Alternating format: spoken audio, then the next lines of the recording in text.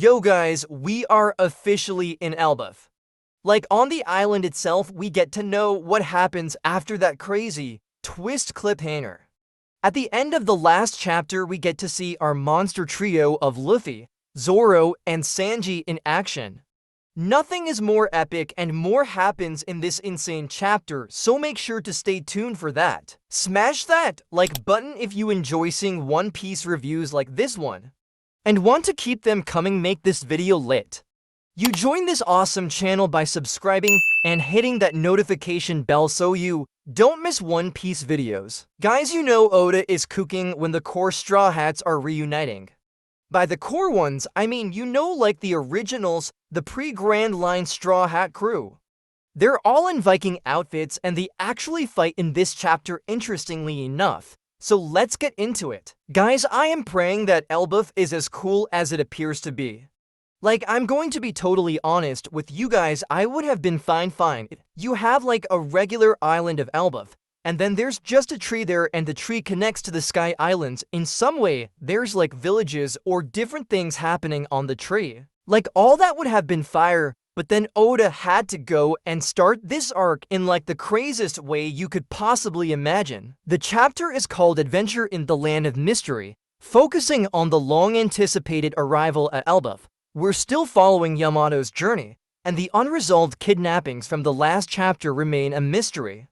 Our new land of Kuri Daimyo, Inuarashi, meets Yamato on the shore and reveals he's also worried about the kidnappings, building up suspense. Now the story takes us to Elbaf, a giant village with houses made of Lego-like blocks. I never imagined an entire village made of Lego, but there was a mention of a Viking drink causing hallucinations, which might explain the crazy things we see.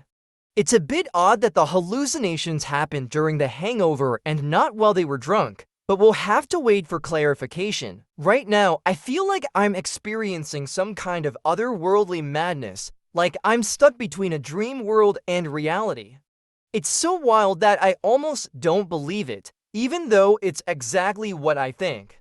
Now, I'm worried I might be overthinking and disappoint myself. This should serve as a lesson about how greed can mess with you. But for context, I think this is shaping up to be one of the best openings to a major One Piece arc that I can remember. I love the weird and mysterious, and this has both on a whole other level. If I'm questioning what's real and what's not, the story's headed in a good direction, but we'll see if it delivers. I just have this nagging feeling that it's not as crazy as I think, but I'm going to ignore that for now and carry on like it's as wild as possible. In Elbaf, the giants are shocked to see giant bees falling from the sky. They believe something attacked the bees. Giants discuss strange happenings in the forest, and one mentions hearing a sound like the ear god falling to the ground. Another giant says it's hard to believe something could bring down a rabbit of that size, showing just how huge and powerful these creatures are. And I believe these are the doings of the monster trio. We then cut to Big Stein Castle, which is also made of Lego-like blocks. Nami is dressed in a Viking outfit, and the castle is located near the Yggdrasil, a giant tree from Norse mythology, believed to connect all worlds. This tree could lead to exciting developments, like rare devil fruits, but we'll see how Oda handles it. Nami faces danger but manages to defeat a giant bee with Zeus' help. Nami then sees a giant hedgehog and Usopp was being devoured by a giant cat wearing a crown, which seems to be the king's pet. This moment brings some humor, especially when she cries out for Luffy, Zoro, and even Usopp, who she usually wouldn't rely on. Usopp's role in this arc seems poised for some significant development. Eventually, Nami and Usopp decide to fight back. Nami and Zeus take down the giant hedgehog, which then falls onto the cat, slightly shocking it, but not enough to stop it. The giant cat now turns its anger on Nami and Usopp. The tension builds, but just as things look bad, Luffy, Zoro, and Sanji arrive. In a dramatic entrance, they unleash a powerful combo attack, taking down the cat. Luffy, Zoro, and Sanji are all dressed in Viking outfits, ready for action. Nami, still shaken, is glad to see them.